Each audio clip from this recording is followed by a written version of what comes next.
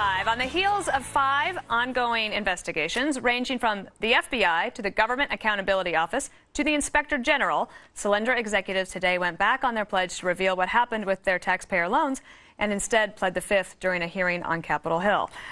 In my experience, if the Department of Justice, the Treasury Inspector General, the Department of Energy Inspector General, the Congress, and the FBI are all looking into something, right, there's probably something going on. And Kimberly, I want to take a listen to the Solyndra executives today pleading the Fifth in front of Congress, and I'll get your take on it when we come back.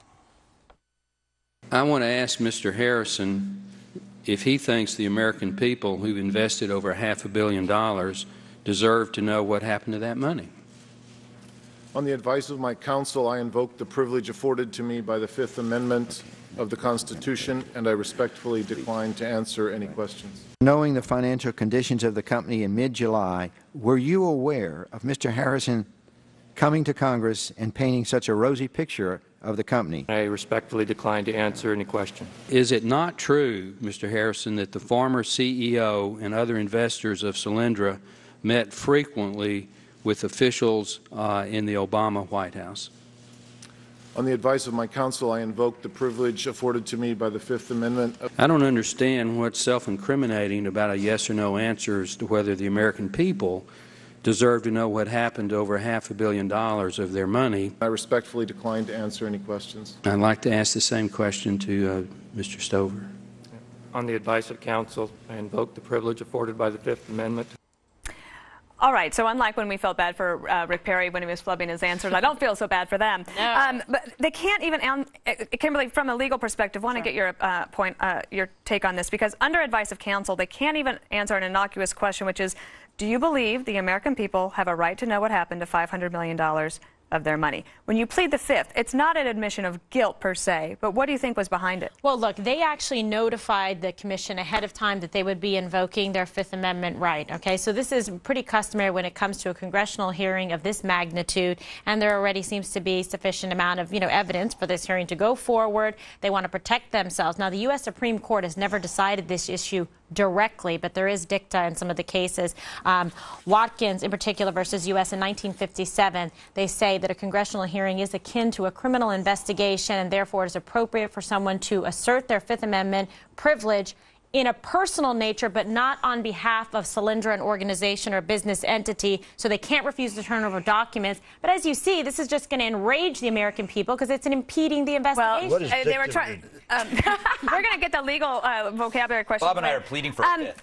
But one of the things, Bob, I want to get your take, because one of the things that you have said is that this is drummed up by the Republicans. But let's take a listen to what Democratic Congressman Henry Waxman said today on the Today Show.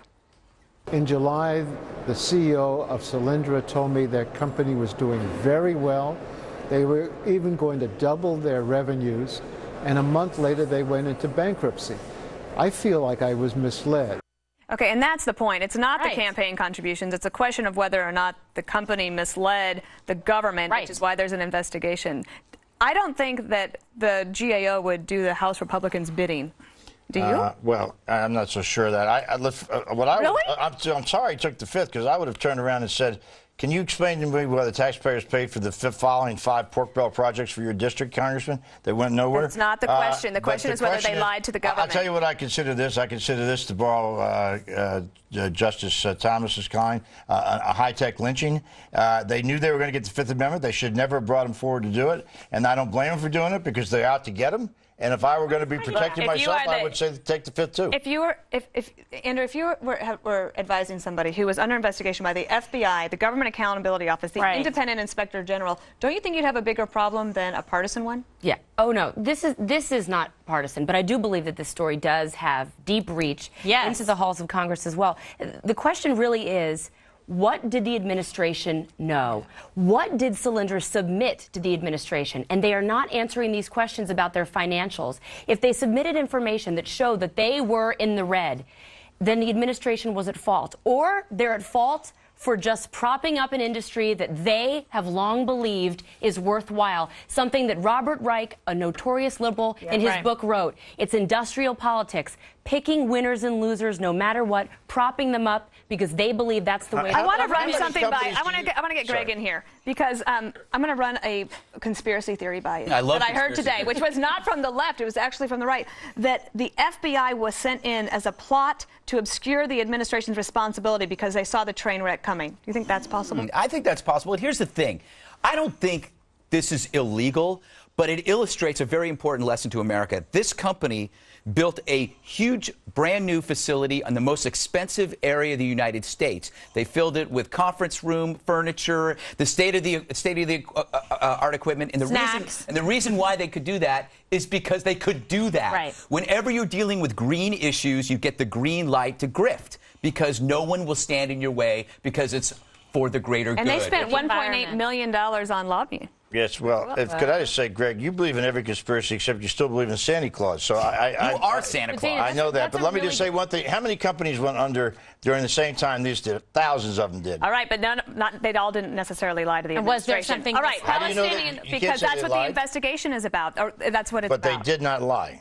We don't know that because they pled the fifth. You said lie. You are always honest. So you're saying that's what they're investigating. I am always honest. Palestinian President Mahmoud Abbas taking center stage at the United Nations. We've been talking about that all week, making his formal request for statehood and calling on Israel for peace. The five of us will discuss that next on The Five.